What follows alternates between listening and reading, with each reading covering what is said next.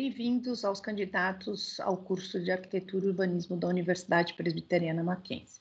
Meu nome é Viviane Manzioni Rubio e eu estou coordenadora adjunta do curso de graduação, junto com o professor Lucas Ferro. Eu vim contar para vocês um pouquinho sobre o que a gente estuda no componente urbanismo, que faz parte da formação do arquiteto e urbanista aqui na Universidade Presbiteriana Mackenzie. Vou compartilhar uma tela com vocês. Bom, vamos lá. Eu gosto de começar a fala sobre o componente urbanismo a partir da etimologia da palavra. Então, a gente tem dois pedacinhos aí nessa palavra, né? Tem o urban e tem o ismo. O ismo, a gente pode usar ismo como movimento ou como estudo, né? E o urban, a gente vai buscar lá na palavra urbis, né? Que significa a área urbanizada das cidades. As cidades são compostas por áreas rurais e áreas urbanas. As áreas urbanas são aquelas áreas onde a gente considera que a gente tem toda a infraestrutura, né, implantada. Então, as ruas, a iluminação pública, a água e esgoto, os edifícios, né, as árvores, o mobiliário urbano, enfim, ali onde a maioria da população brasileira vive. Bom, se a gente olhar essa imagem desdobrada do globo, é uma imagem de satélite, que é uma montagem, né, a gente vai enxergar alguns elementos aí, né? A gente vai enxergar os continentes, e os continentes estão representados em 3 cores básicas, né? Um azul mais claro, um azul mais escuro e uns pontos brancos. Esses pontos brancos que a gente enxerga nessa imagem são as áreas urbanizadas. O que significa esses pontos brancos? Esses pontos brancos são a iluminação, né? Que está distribuída nas vias e nas rodovias e que é como a gente consegue enxergar a área urbana das cidades. As outras imagens, né, o azul mais claro e o azul mais escuro, o azul mais claro seriam os desertos e o azul mais escuro as áreas vegetadas. Se a gente olhar o continente latino-americano, a gente vai enxergar uma área azul escura, né, que na maior parte do Brasil é a floresta amazônica. Tá? Então, eu vou fazer uma aproximação e vou chegar lá no continente latino-americano. Tá? A gente consegue aí identificar o Brasil, né, nesse desenho aqui do continente latino-americano. E aí, os pontos brancos estão mais intensos nessa região, que é a região sudeste, né, região sul, e a bordinha aqui da região nordeste. Alguma coisa aqui na região norte, e aqui nós temos alguns pontinhos aqui que significam lugares urbanizados, territórios urbanizados muito próximos da floresta amazônica.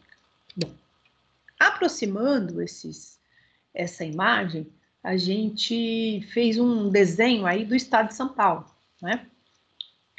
E aí a gente enxerga quanto o estado de São Paulo é urbanizado, né? Então, naquela imagem anterior, a gente enxerga aqui uma concentração de luzes, né, de iluminação, e se a gente aproximar, a gente verifica, né, que o estado de São Paulo, na região sudeste, é uma área, um território bastante urbanizado. Nessa imagem, a gente tem 3 estruturas, né? A gente tem a região metropolitana de Campinas, a região metropolitana de São Paulo e a região metropolitana da Baixada Santista. No estado de São Paulo ainda temos outras estruturas, tem ainda uma parte da região metropolitana aqui do Vale do Paraíba. A gente já tem mais uma outra região metropolitana, que é a região metropolitana do litoral norte, e algumas aglomerações urbanas como Jundiaí, Sorocaba, Piracicaba. Tá? Segundo dados do IBGE, temos aí no Brasil aproximadamente 70 regiões metropolitanas. O que são as regiões metropolitanas? São uma figura administrativa, né, que considera a união, né, a justaposição de alguns municípios com algumas características próximas, né? Então, esse desenho aí, como a gente viu lá atrás, é o desenho da região metropolitana de São Paulo. Então, esses são os aspectos macro que o urbanismo estuda, tá? O urbanismo vai estudar também o processo de ocupação e urbanização das cidades na região metropolitana. Então, aí tem um mapa da região metropolitana, 1881, onde a gente tem implantação já da infraestrutura da férrea, né, da linha das ferrovias, as principais ferrovias implantadas no estado de São Paulo, a Santos Jundiaí e a Sorocabana.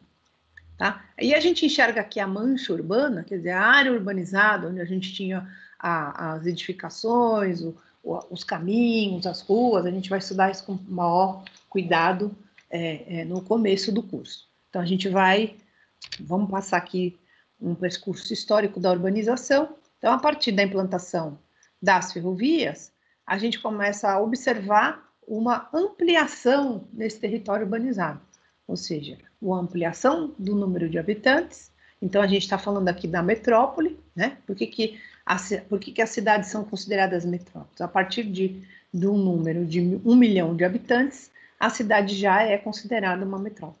Tá?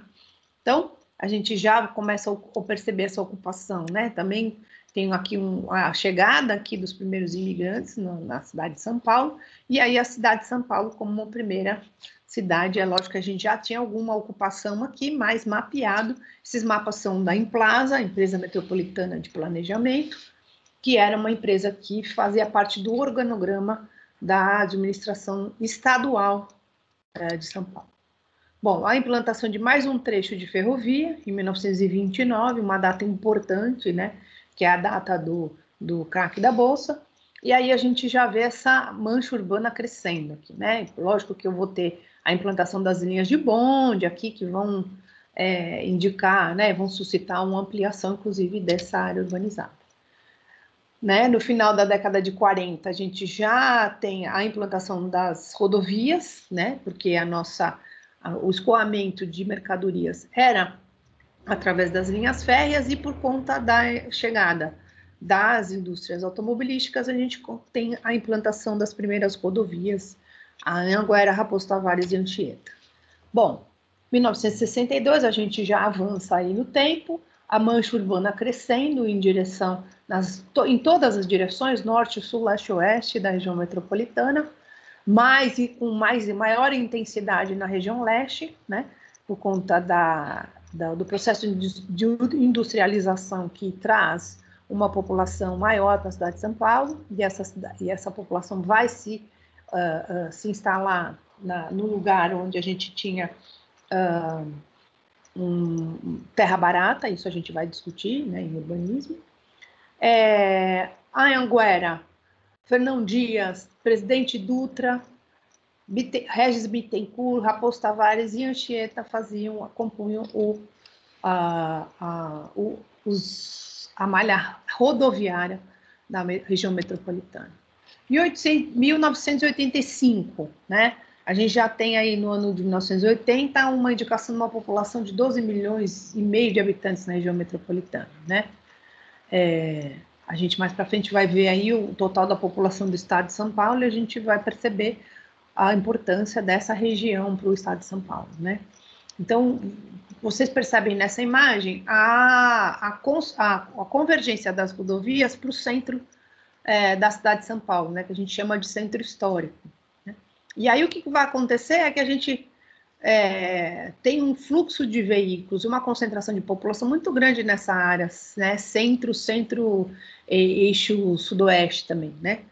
Então, a gente começa a aparecer os que a gente chama de anéis viários, que vão ser implantados para melhorar esse fluxo de mercadorias e tentar tirar um pouco a circulação de veículos do centro histórico, centro velho e centro novo. No final da década de 70, a gente tem a implantação das novas rodovias, né, que é a Bandeirantes e a Imigrantes, tentando fazer uma composição com a Anchieta, justamente por conta do afluxo de pessoas, né, de mercadorias para o Porto de Santos. Em 1997, a implantação dos novos anéis viários, tentando ainda melhorar o fluxo de veículos dentro da cidade de São Paulo. A gente já começa a vislumbrar aí a área do centro expandido, né, que a gente agora vê a área de rodízio que a gente tem na cidade, e em função dessa necessidade de melhorar, né, o fluxo de veículos, transporte, circulação, né, dentro da cidade. A implantação do rodoanel, que, de novo, perseguindo essa melhoria do fluxo da circulação das pessoas e mercadorias na cidade. Em 2007, a estimativa do IBGE de número de população era de 19 milhões de habitantes na região metropolitana.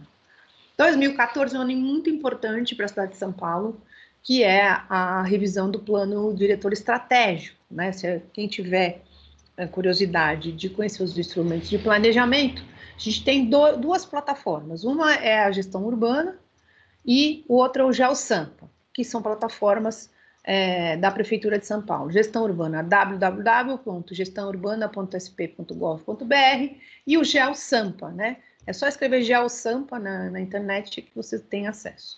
Então, em 2010, o censo, né, a contagem de população que o IBGE faz, o IBGE também é uma outra plataforma interessante, tem uma série de dados lá, se vocês quiserem pesquisar, é bastante abrangente. E a gente tem uma população na cidade de São Paulo, né, no município de São Paulo, de quase 12 milhões de habitantes, e a região metropolitana de quase 21 milhões de habitantes. Dá para perceber o tamanho, né, e a complexidade que a gente estuda na escola. Já a mancha urbana aí quase ocupando, né, essa área toda da região metropolitana. A gente tem algumas estruturas que depois, se vocês tiverem curiosidade de encontrar nos mapas, que são as duas represas aqui mais no sul da cidade.